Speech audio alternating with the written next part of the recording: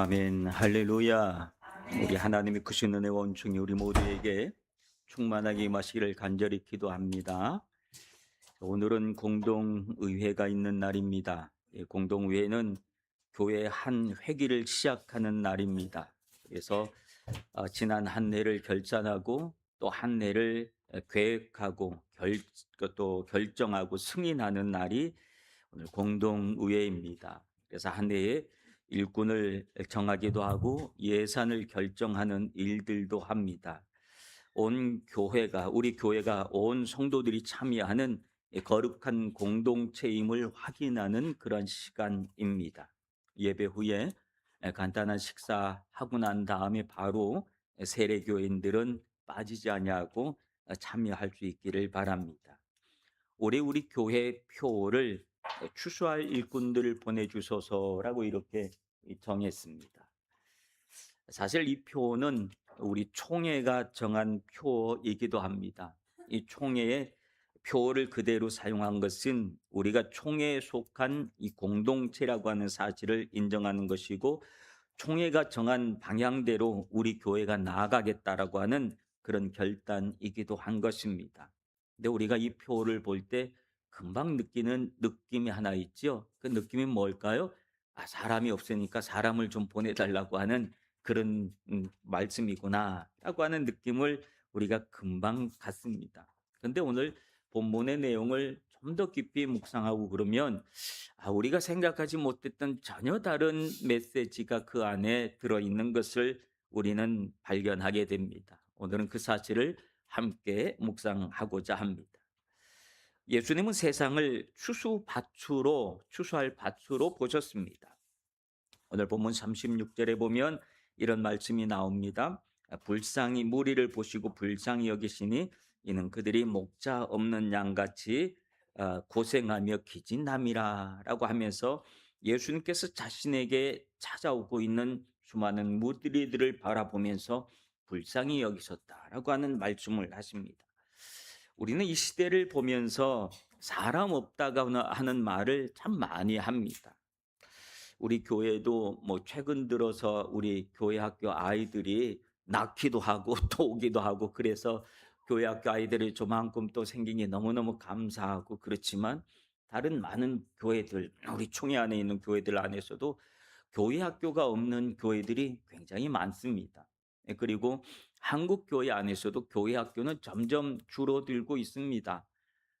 사실대로 보면 사실 저출산 때문에 아이들 자체가 없다고 하는 통계가 많이 나옵니다. 그래서 초등학교가 아이들이 없으니까 양쪽 학교를 통폐합하기도 하고, 그나마도 없으니까 폐교를 하기도 하는 일들이 최근 들어서 급속하게 늘어납니다.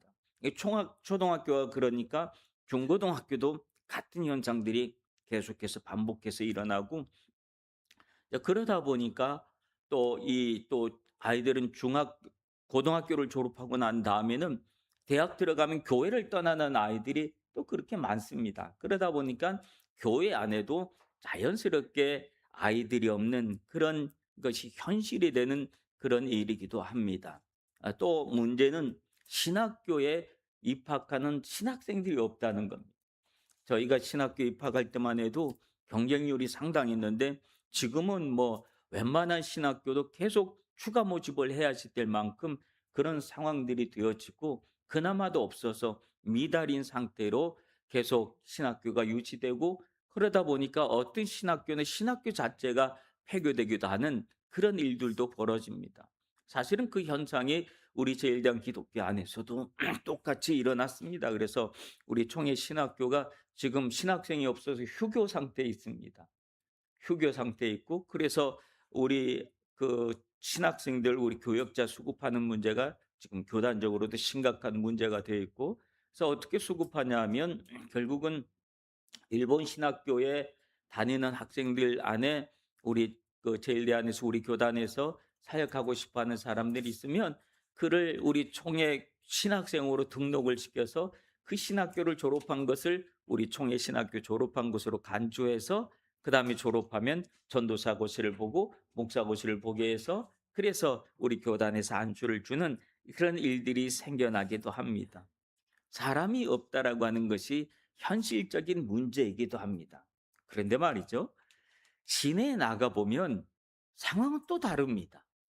시부야나 신주쿠나 이런 데 나가서 보면 젊은 아이들이 얼마나 많은지 젊은 아이들이 얼마나 많고, 그리고 또 이 연예인들 콘서트 하는 곳이나 이런 디즈니랜드나 이런 유락 시절에 가면 어린아이들이 얼마나 많이 있는지 근데 아이들은 그렇게 많고 젊은이들은 그렇게 많은데도 교회 안에서는 여전히 "아이가 없다. 사람이 없다."라고 하면서 부정적인 이야기를 하는 그런 모습들이 있습니다.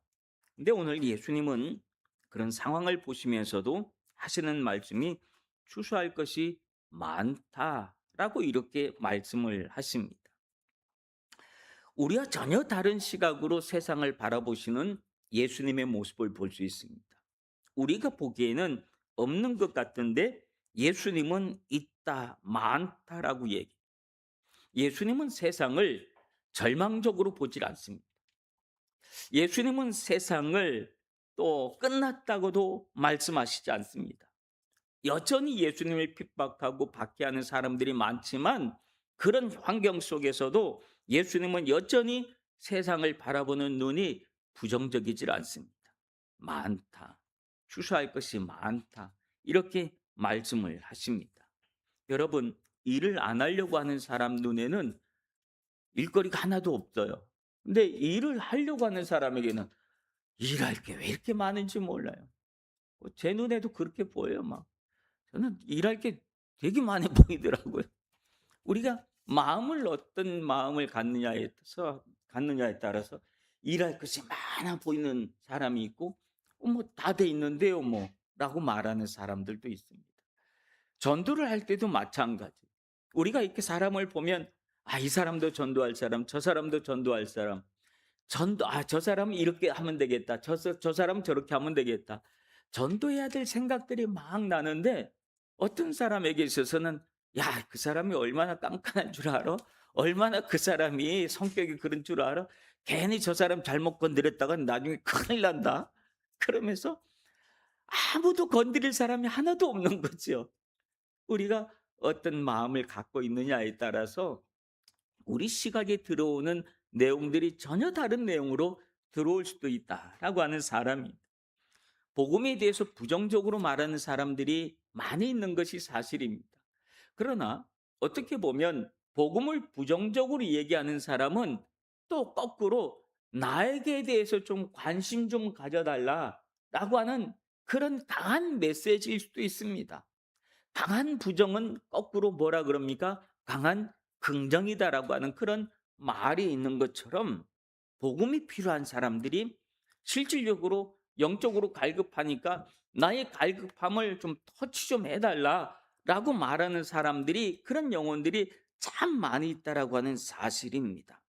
그들이 겉으로는 교회를 싫어하는 것 같지만 사실은 교회에서 나를 좀 불러줬으면 하는 그런 마음을 가지고 역으로 그런 행동을 하는 사람들도 많습니다. 예수님은 수많은 사람들을 만났습니다. 회당에 가면 회당으로 몰려오고 이 마을로 가면 그 마을로 몰려들고 사람들이 얼마나 많이 몰려왔는지 몰라요. 그런데 예수님께 몰려온 사람들이 어떤 사람들이었냐라고 하는 것을 바라보면 오늘 성경에 보면 귀신 들린 사람, 그리고 또 아픈 사람, 또 이 병든 사람, 그런 사람들이 다 오는 거예요. 여러분, 이때 당시 종교인들이 얼마나 많이 있었습니까? 바리새인들도 있었고 제사장들도 있었고 서기관들도 있었고 많은 종교인들이 있었는데 그 사람들 종교인들 눈에는 그 귀신 들리고 아프고 힘들고 외롭고 하는 사람들이 눈에 보이지 않은 거예요. 저 사람들은 그냥 가까이 하지 못할 사람하고 이렇게 다 제껴놓고 보니까 아무도 없는 거지요. 근데 예수님의 눈에는 그렇게 보이지 않았다는 거예요. 그 사람들이 다 교회 안에 자신에게 몰려오는 그런 모습들을 바라보면서 예수님은 추수할 것이 많다라고 말씀을 하신 겁니다. 여러분, 사실 교회 안에 들어온 사람들은 다 문제가 있는 사람들입니다. 저도 문제가 있는 사람이. 제가 신학을 할 때부터 저는 문제가 있는 사람이었어요. 집안에서 문제가 있는 사람이에요. 그래서 집안에서 제껴놓고. 여러분, 우리가 예수 믿었다고 하는 것 자체가 우리는 다 문제를 안고 있는 거예요. 다 죄인이에요. 다 마음의 병이 있고, 다 육신의 병이 있고, 성격에 문제가 있고, 다 그런 사람들이에요. 왜? 예수님이 건강한 사람에게는 의원이 필요 없다라고 말씀하셨거든요. 인자가 온 것은 누구를 부르러 왔다 그랬습니까? 죄인을 부르러 오셨다. 그러니까 우리가 주님 앞에 부름을 받았다라고 하는 사실은 무엇을 인정하는 겁니까? 내가 죄인이라는 사실을 인정하는 거예요. 사도 바울같이 그렇게 훌륭한 사람도 그는 말하기를 나는 죄인 중에 뭐라 그랬습니까? 괴수라고 했어요. 사도 바울 같은 사람도 나 죄인 중에 괴수야. 나쁜 놈 중에 제일 나쁜 놈이 나야. 라고 말했던 것이 사도 바울이었어요. 그러니 교회 안에 들어온 사람들은 어떻게 보면 다 죄인인 것이죠. 다 문제를 안고 있는 것이죠. 왜냐하면 주님이 그런 사람들을 불렀기 때문에 그렇다는 거예요. 예수님이 많이 부르시는 예수님께 나오는 그 사람들을 바라보면서 예수님은 영적 추수를 바라보셨다라고 하는 거 사실이에요. 근데 예수님께서 많은 사람들이 오는 것을 보면서 제자들에게 한 말이 무슨 말을 했냐면, 야, 사람들이 몰려온다. 너 빨리 저 사람들을 맞이할 수 있는 프로그램을 만들어라. 저 사람들을 맞이할 수 있는 조직을 빨리 만들어라. 저 사람들을 가르칠 수 있는 교재를 빨리 만들어라. 라고 말하지 않았다. 사람들이 몰려오니까 그 사람들을 맞이할 수 있도록 조직을 만들고 프로그램을 만들고 교육할 수 있는 그 무엇을 하라 그런 것이 아니라 예수님이 하신 말씀이 뭐냐면 제자들에게 하신 말씀이 그러므로 추수하는 주인에게 청하여 추수할 일꾼들을 보내소서 하라. 예수님이 하신 말씀이 누구에게? 제자들에게. 자, 여기서 말하는 추수하는 주인은 누구일까요? 하나님이시죠. 추수하는 주인은 하나님이십니다. 근데 그 하나님 앞에 가서 뭐라고 얘기하라는 거예요? 추수할 일꾼을 보내주소서라고 하는 것은 하나님 앞에 이렇게 말을 하는 행위는 무엇입니까? 기도입니다. 하나님, 사람들이 몰려옵니다. 추수할 일꾼을 보내주시옵소서라고 말하는 기도가 필요하다는, 제자들에게 조직을 만들라 그러지 않고 프로그램을 만들라 그러지 않고 교육할 교재를 만들라 그런 것이 아니라 기도하기 시작해라. 야, 추수할 것이 많다. 기도하기 시작해라. 라고 하는 거예요. 여러분, 우리는 하나님 앞에 엎드려 기도하는 사람이어야 됩니다. 주님은 기도하는 사람을 통해서 일하시는 줄로 믿습니다. 그래서 기도하는 사람을 통해서 추수할 일꾼들 보내달라고 했는데, 오늘 여기 보면 예수님이 지난주에도 말씀이셨던 것처럼 이사야 43장에 보면 내 백성 내가 택한 자들이 마시게 할 것이다 하면서 하나님이 택한 백성들을 불러 모으길 원하시는 하나님의 마음. 그리고 요나서 4장 11절 맨 마지막 절에 보면 뭐라고 그러냐면 이 큰 성읍 니느웨에는 좌우를 분별하지 못하는 자가 12만 명이요 가축도 많이 있나니 내가 어찌 아끼지 아니하겠느냐. 이게 하나님의 마음이라는 거예요. 즉 하나님은 유대인들뿐만 아니라 이 성에는 니느웨 성에 있는 이방인들까지도 품고 그 성에 있는 가축들까지도 하나님은 품으시고 그들을 내게로 추수할 것을 말씀하고 계시는 줄로 믿습니다. 그게 하나님의 마음, 아버지의 마음이라는 거예요. 그러므로 전도는 불쌍히 여기는 마음에서부터 시작해서 그들을 추수할 수 있도록 기도하는 것으로 시작한다라고 하는 사실이에요. 예수님은 자신에게 몰려오는 수많은 영혼들을 바라보시면서 불쌍히 여기신다고 했습니다. 마치 그들이 목자 없는 양같이 보였다라고 하는 거예요. 여러분, 목자 없는 양들은 고생한다는, 갈 길을 알지 못해서, 그래서 양이 목자가 없으니 닥치는 대로 눈앞에 있는 건 뭐든지 먹어 치우는 거예요. 목이 마르는데 물가로 인도하는 자가 없으니 닥치는 대로 이리저리 막 부딪히면서 막 목마름을 하려고 애쓰고 유리방황한다라고 하는 것들이에요. 그러다가 다른 것을 독초를 먹고 그래도 아파도 그걸 어떻게 치료해 줄 자가 없다는 거예요.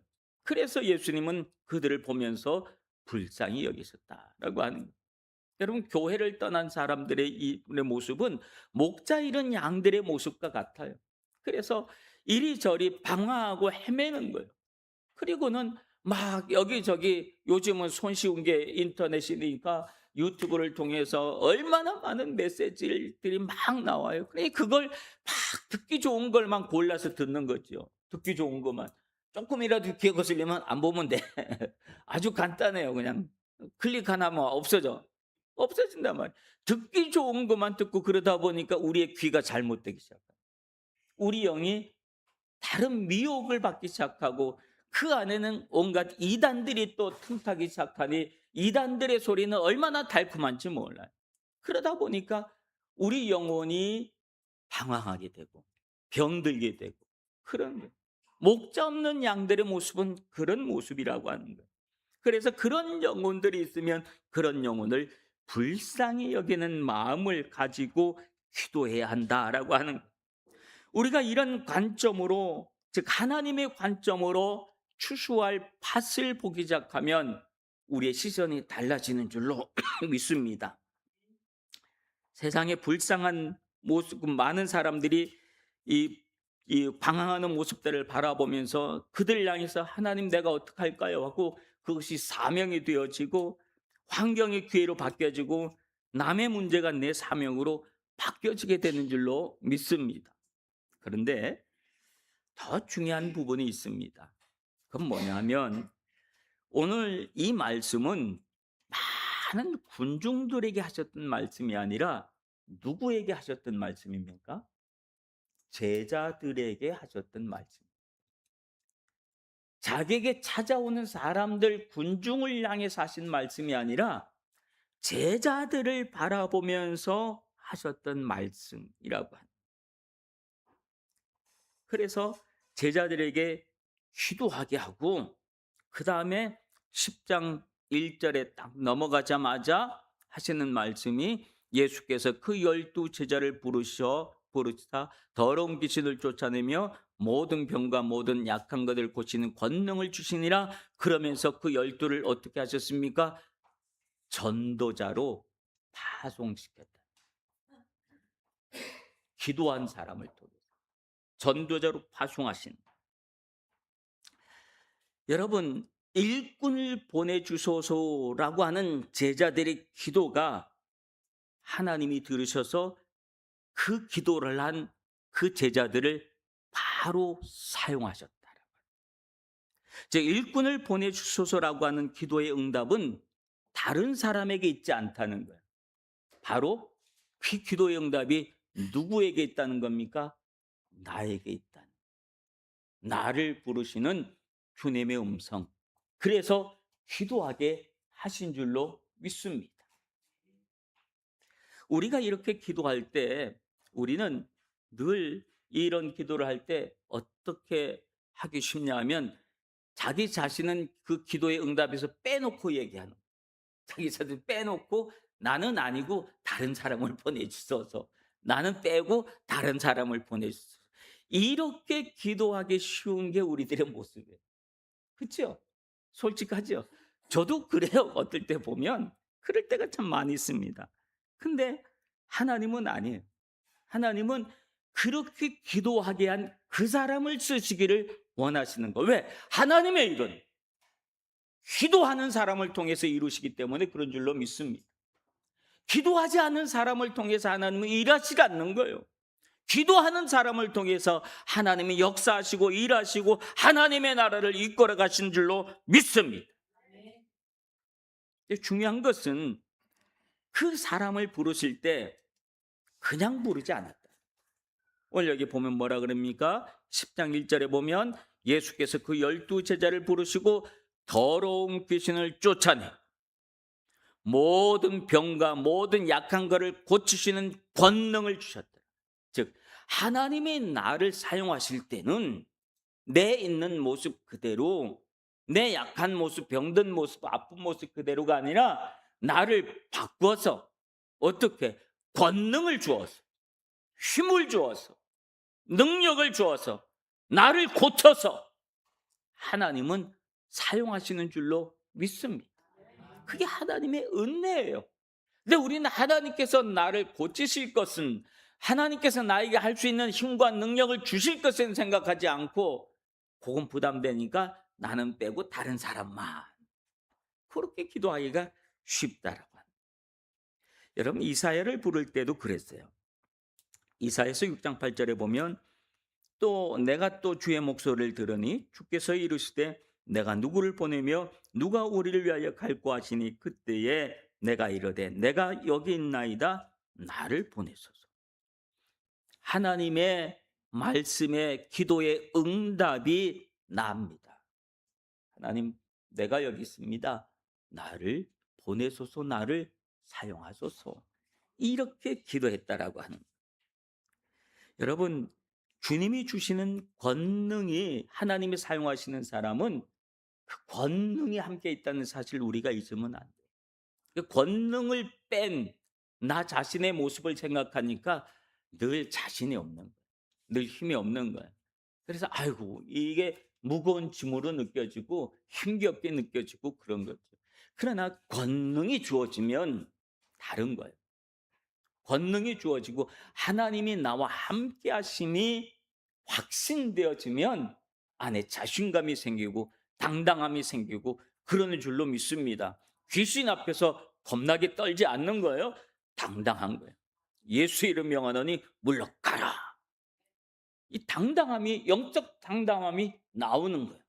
하나님이 나와 함께 하심을 확인하는 그런 시간이라고 하는 거예요.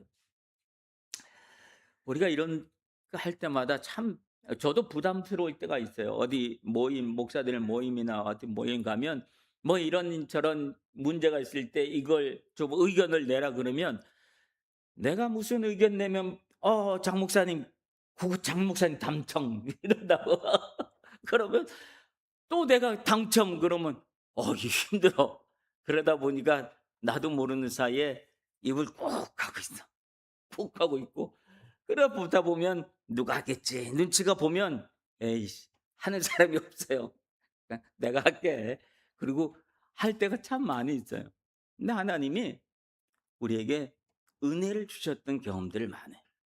그럴 때마다 하나님이 내 약한 모습을 하나님이 아시고 나를 강하게 하기 위해서, 나에게 은혜를 더하게 하시기 위해서 나에게 힘을 주시고 능력을 주시기 위해서 그 일을 나에게 허락하시는구나 라고 하는 생각을 하면 여러분 우리 마음이 달라지는 줄로 믿습니다. 하나님은 우리를 얼마나 사랑하시는 줄 몰라요. 내 약하고 힘든 부분을 너무나 잘 아세요. 그래서 어떻게 하면 그것을 고쳐줄까? 어떻게 하면 새 힘을 줄까? 새 능력을 줄까? 힘들지 않게 할까? 불안해하지 않게 할까? 하나님의 관심은 오로지 거기에 있는 줄로 믿습니다. 그래서 모든 사람들이 이 기도의 응답에 아멘 하고 응답하였을 때 어떤 일들이 한 사람에게 집중되지 않고 모든 공동체가 함께 나눠지는 짐이 되는 줄로 믿습니다. 그럼 공동체가 함께 나눠지게 되면 그 공동체는 건강한 공동체가 됩니다. 근데 한 사람에게 일이 집중되면 병든 공동체가 되고 말이에요. 그래서 여러분 이 기도를 나는 빼고 다른 사람이요 라고 하는 기도하지 마시길 바랍니다. 하나님 내가 하겠습니다. 내가 감당하겠습니다. 이런 마음을 가질 때 그 공동체는 건강하고 힘 있는 공동체가 될 줄로 믿습니다. 사랑하는 성도 여러분, 우리 2026년을 시작합니다. 우리 이렇게 기도하십시다. 주님, 누가 하면 좋겠습니까? 가 아니라 주님, 내가 뭘 하면 좋겠습니까? 이렇게 기도하시길 바랍니다. 나는 부족합니다. 에서 멈추지 말고, 그러나 주님이 힘 주시고 능력 주시면 내가 하겠습니다. 아멘. 이렇게 하시길 바랍니다. 오늘도 주님은 우리에게 말씀하시기를 추수할 것이 많다. 추수할 것이 많다. 이 말씀을 계속하세요. 여러분, 일본 선교, 일본 복음화가 1%가 안 된다 그래요. 그죠? 우리 다 알고 있는 얘기. 1%밖에 안 된대. 1%도 안 된다. 아이고, 그래도 힘이 없지, 능력이 없지가 아니라 99%의 가능성이 있네. 99%가 있네. 우리가 1에 눈을 두지 말고 99에다가 관심을 두면 예수님의 말씀대로 추수할 것이 많다. 이 말씀이 눈에 들어오게 되는 줄로 믿습니다. 주님은 그 일을 위하여 우리를 부르시고 우리에게 말씀하고 계시는 줄로 믿습니다.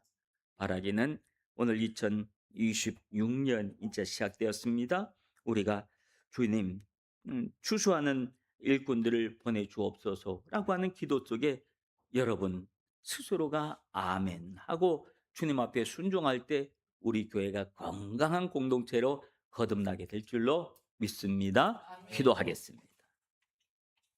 추수할 것이 많은 영적 추수의 밭을 바라볼 수 있는 영안을 열어주시고 아직도 구원받지 못한 우리 주변의 수많은 무리들을 불쌍히 여기는 마음을 우리에게 허락하여 주시고 그 마음으로 기도하게 하시고 그 기도 속에 우리 자신의 응답이 있게 하여 주시옵소서. 그래서 영적 추수의 일꾼으로서 올 한 해를 살아갈 수 있도록 은혜 베풀어 주옵소서. 예수님 이름으로 기도하옵나이다.